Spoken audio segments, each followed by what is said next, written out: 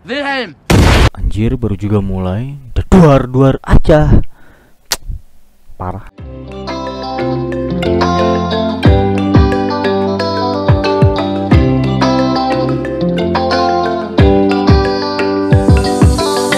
Halo para sarwa boga, atau dalam bahasa latinnya adalah omne yang berarti semuanya, dan porare yang berarti melahap, atau dalam bahasa Sundanya segala di dahar.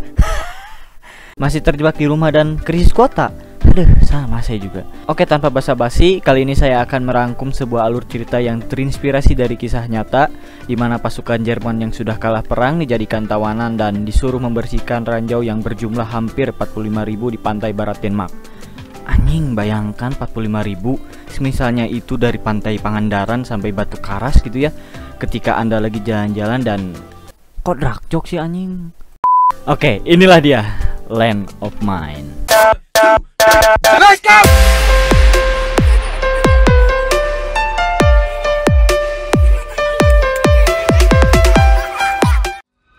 Cerita akan berfokus kepada seorang sersan bersama unitnya, dan si sersan ini bernama Sersan Ramusen. Ini orangnya.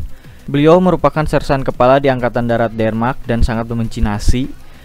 Ketika dia sedang mengawasi pemindahan tawanan Jerman ke suatu tempat, dia melihat ada orang yang membawa sebuah bendera. Kemungkinan bendera ini merupakan bendera mereka, yaitu nasi uduk.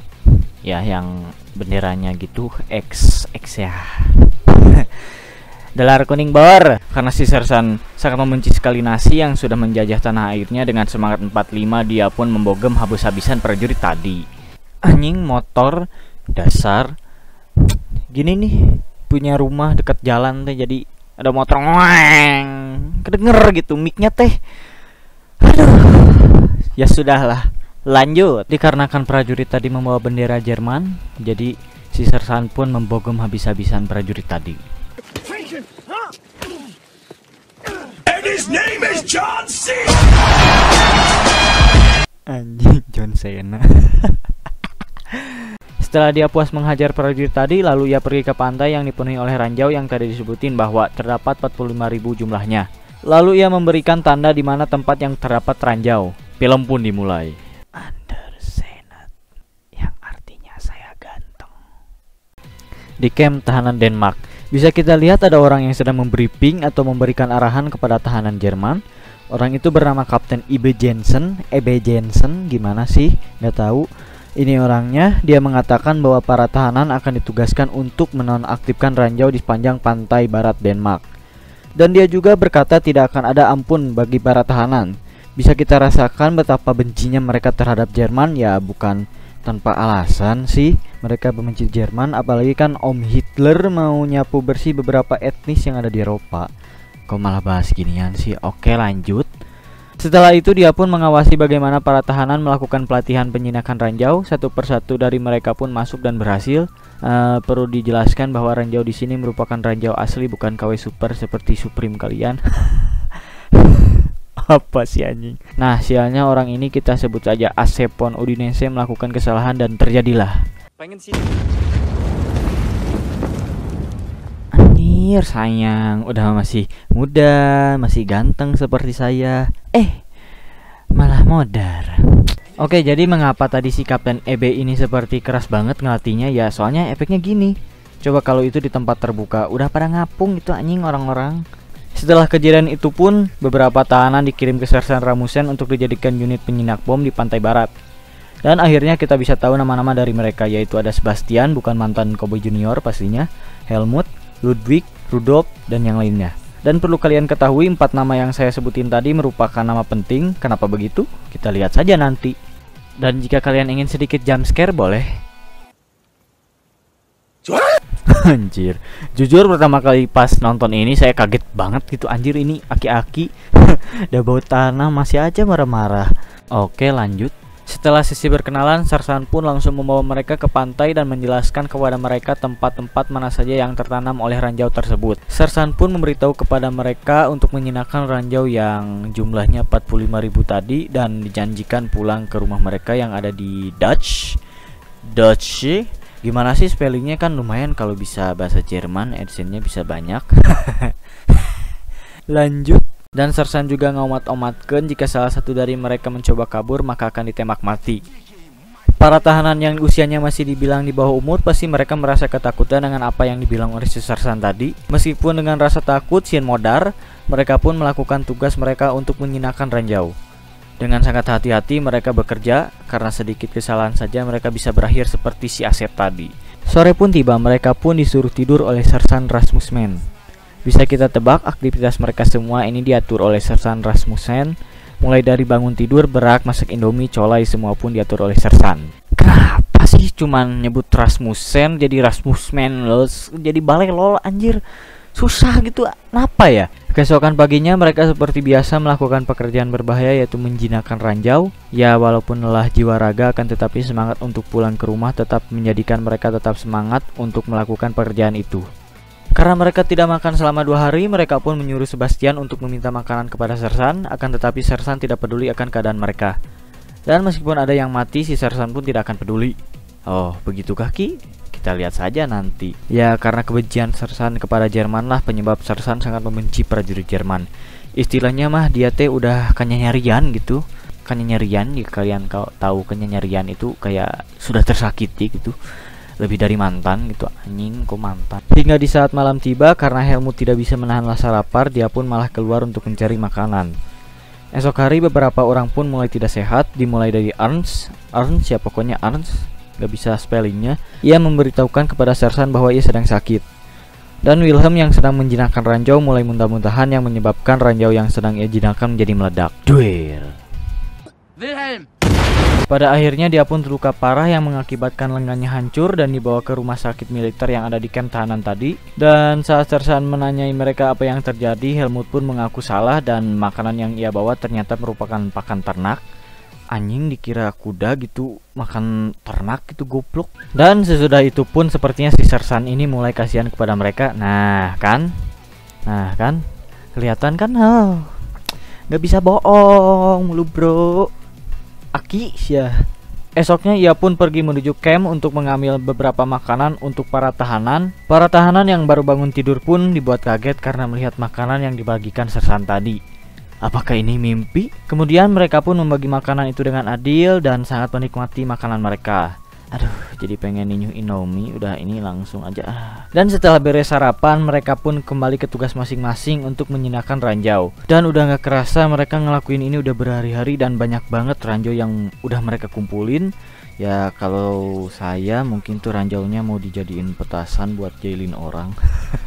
Yang ada modal anjing. Dan sore pun tiba dan seperti biasa Sersan menyuruh para tahanan untuk tidur. Nah, mungkin dari kalian ada yang nanya gitu, kenapa sih mereka sore-sore dah disuruh tidur? Ya, bisa dibilang Denmark ini merupakan negara yang dikatakan negara paling utara ya, bersama Norwegia dan juga Swedia di wilayah Skandinavia, dan bahkan waktu puasa di wilayah sana adalah 18,5 jam, yang artinya siang hari di sana lebih lama daripada malam. Oke? Sampai sini paham kan? Lalu ketika waktu subuh, Kapten IB ini datang bersama pasukan Inggris dan memuli para tahanan, bahkan sampai ada yang dikencingi oleh mereka. Sersan yang sedang mimpi basah pun terbangun karena kebisingan mereka dan langsung menuju ke sana. Betapa kaget ketika ia melihat prajurit Inggris yang mempermainkan para tahanan. Dia pun meminta kepada si kapten bangsat ini untuk menyuruh mereka berhenti karena dia membutuhkan mereka untuk menjinakkan ranjau. Sempat cekcok sebentar karena si Kapten IB ini mengira Sersan mulai simpatik pada mereka dan dia pun pergi. Si anjing udah juga datang ngebully itu pergi, goblok, menyakiti dan meninggalkan. Siangnya ketika sedang menjinakkan ranjau, Sebastian menemukan bahwa ranjau mempunyai 2 pemicu yang terhubung ke ranjau lainnya. Lalu ia pun memberitahukan kepada yang lain bahwa ranjau mempunyai 2 pemicu, dan sialnya si Werner ini tidak mendengar perkataan Sebastian tadi karena kebetulan jaraknya jauh dan juga bisingnya angin laut. Dan ketika Werner mengangkat ranjau, dia pun langsung tewas dan tubuhnya pun hancur tanpa sisa. Oke, saya akan menjelaskannya lagi untuk kasus Werner ini. Kenapa sih dia langsung meninggal dan tidak menyisakan apa-apa? Beda sekali dengan Wilhelm tadi yang hanya menghancur tangannya saja, tapi tetap sih ngeri. Oke, kemungkinan pertama karena Werner ini telah mengangkat ranjaunya tadi. Yang kita ketahui itu ranjaunya dekat sekali dengan tubuh Werner, jadi ledakan yang dihasilkan ranjau lebih besar karena tidak tertahan oleh pasir. Beda kasus ketika Wilhelm sedang ngepron ketika menjinakkan ranjau, tapi kenapa kepalanya nggak hancur ya? Entahlah, hanya sutradara yang tahu. Lesnar yang merupakan saudaranya benar-benar dibuat shock dengan kejadian tadi, dan mencari-cari di mana tubuh Werner, tapi tidak ketemu. Lalu Ludwig mencoba untuk menenangkan Lesnar karena suara tadi begitu keras. Sersan pun berlari ke tempat tersebut. Dia pun dibuat kaget dengan kematian Werner yang terkena ranjau. Lalu Lesnar dibawa ke rumah tempat tinggal tahanan untuk diistirahatkan sejenak oleh Sersan Rasmussen. Lesnar yang masih shock akan kejadian tadi masih kekeh untuk mencari Werner, akan tetapi Sersan menyuruh dia untuk tidur. What the fuck anjing? Ya udah nggak apa-apa dah, lanjut aja anjir. Halo. Gas terus bor. Setelah itu di sini kita bisa melihat bahwa Sersan menangis pada tadinya dia begitu keras dan tanpa ampun kepada para tahanan. Tapi sekarang dia luluh dan mengalami konflik dengan dirinya sendiri. Dia tahu bahwa anak-anak ini merupakan tentara dari Jerman yang telah meluluh lantakan negara dia sendiri. Akan tetapi tidak seharusnya mereka menjadi korban perang dan menderita seperti sekarang. Dan saya juga lupa bilang bahwa si Wilhelm tadi itu nyawanya tidak terselamatkan. Akan tetapi Sersan memberitahu kepada para tahanan bahwa Wilhelm sudah sehat dan kembali ke Jerman. Tetapi dia memberitahukan hal ini kepada Sebastian. Sebastian yang sudah mengetahui hal itu dari awal hanya bisa terdiam. Tetapi dia berhasil mencairkan suasana dan membuat Sersan melupakan kegalauannya tadi. Esoknya setelah kejadian kemarin, Sersan meliburkan para tahanan dan mengajak mereka bermain bola untuk melupakan kejadian kemarin. Di tengah permainan datanglah dua tahanan baru untuk menggantikan Werner dan Wilhelm yang sudah mati. Mereka bernama Joseph dan Albert. Sementara Lesnar yang masih galau karena kepergian Werner tidak ikut bersenang-senang dan menyendiri. Kembali lagi ke Sersan dan yang lainnya. Ketika mereka sudah beres bermain bola dan ingin kembali, anjing kesayangan Sersan terkena ranjau dan mati. Wanjir. Lalu dia menyalahkan Ludwig karena di bagian tempat itu merupakan tanggung jawabnya Ludwig. Imbasnya si Ludwig ini malah diperlakukan seperti anjing oleh Sersan yang disuruh untuk mengambil bola yang dilempar dengan mulut. Bahkan dia disuruh menggonggong seperti anjing. Au. Kebayang kalau itu Wolverine, anjing langsung dibunuh. Karena kesalahan Ludwig ini, tahanan yang lain terkena imbasnya juga. Mereka dimarahi oleh Sersan karena tempat yang sudah mereka jamin aman ternyata masih terdapat ranjau yang bisa membunuh seketika. Sebagai hukuman dari kejadian itu, para tahanan pun disuruh bergandengan tangan dan melangkah di pantai untuk mengecek apakah pantai sudah aman atau tidak. Si Helmut ini yang udah frustasi mengatakan kenapa tidak tembak aku saja bersama yang lainnya agar bisa lepas dari derita yang terus menerus. Si anjing bodoh, kalau si Aki ini udah marah pasti bakal meledak. Dan bener aja setelah Helmut mengatakan itu, dia pun langsung memarahi Helmut dengan habis-habisan.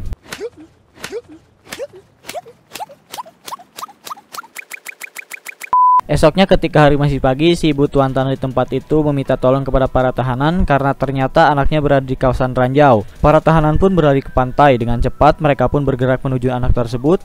Karena masih galau dengan meninggal saudara kembarnya, Lesnar datang terlambat. Dan dengan goblok edannya berjalan ke kawasan ranjau tanpa takut dan menyelamatkan aksi ibu. Namun karena dia yang sudah depresi berat, akhirnya dia bunuh diri dengan berlari ke kawasan ranjau. Karena kejadian tadi, semua orang pun dibuat kaget. Terlebih Sebastian karena satu persatu temannya mati saat sedang menyendiri. Sersan pun datang dan mencoba meneguhkan hati dia kembali dengan berkata, ya, Sersan meyakinkan dia bahwa semua ini akan berakhir dan mereka bisa pulang ke Jerman. Dan setelah itu waktu pun di-skip. Beberapa bulan kemudian dan mereka hampir menyelesaikan tugasnya, bisa kita lihat banyak sekali ranjau yang sudah mereka kumpulkan. Bahkan satu truk pun udah overload gitu, Makanya pakai truk tronton dong anjing. Dan setelah itu pun terjadi kejadian yang sangat membagongkan, di mana si Albert ini menyimpan ranjau dengan cara dibabetkeun dan hasilnya si anjing udah tahu itu cara ranjau, gak tahu punya riwayat keasupan juri-jurian apa si Albert teh, jadi mobilnya meledak. Kesal aing. Ketika insiden itu sedang terjadi yang mengakibatkan ledakan besar, Sebastian, Helmut dan dua tahanan yang lupa namanya dan tentu Sersan langsung berlari ke tempat kejadian perkara. Alangkah kagetnya ketika mereka melihat bahwa tidak ada yang tersisa dari hasil ledakan tersebut. Setelah insiden itu pun Sersan menghentikan operasi penjinakan ranjau karena tahanan yang tersisa dari unitnya hanya berjumlah 4 orang, di mana hal itu sangat mustahil untuk membersihkan ranjau yang sangat banyak di pantai. Karena operasi dihentikan, Sebastian, Helmut, Ludwig, dan Rudolf dipulangkan ke Jerman sesuai dengan janji Sersan. Akan tetapi si kapten pecicilan ini tahu bahwa para tahanan akan dipulangkan. Langsung mencegah hal itu terjadi. Dia menjelaskan mereka tidak dipulangkan melainkan ditugaskan untuk membersihkan pantai lainnya. Sersan yang mendengar hal itu pun meminta kepada Kapten IB untuk memulangkan saja mereka, akan tetapi permintaan Sersan ditolak. Ketika para tahanan Sersan Rasmussen disatukan dengan para tahanan lainnya, mereka mengetahui bahwa mereka tidak akan pulang melainkan hanya direlokasikan ke pantai lainnya. Dan terlihat mereka putus asa dengan apa yang mereka hadapi. Karena Sersan merasa kesal dengan apa yang dikatakan Kapten IB, dia pun pergi ke seseorang yang tidak jelas siapa tapi kita panggil saja orang dalam, untuk meminta membebaskan unitnya untuk pulang ke rumah. Ketika para tahanan sedang di briefing oleh komandan lainnya, terlihat ada orang yang memberikan sepucuk surat dan ternyata surat itu berisikan nama Sebastian, Helmut, Ludwig, dan Rudolf. Kemudian mereka disuruh untuk menaiki truk dan di tengah jalan dihentikan oleh Sersan Rasmussen. Para tahanan pun kaget kenapa ada Sersan di sini. Tanpa banyak bicara, Sersan pun menyuruh mereka untuk pergi karena dari sini ke wilayah perbatasan Jerman hanya berjarak 500 meter. Para tahanan pun langsung pergi dan film pun tamat. Ending yang sangat menjermankan.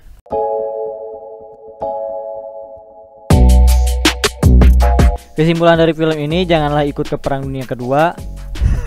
Enggak. Untuk kesimpulan film bisa kalian jabarkan sendiri karena maknanya cukup luas. Akan tetapi kalau kalian bertanya pendapat saya gimana, simpel aja sih. Manusia adalah manusia, bukan hewan, apalagi jurig-jarian. Apa sih anjing?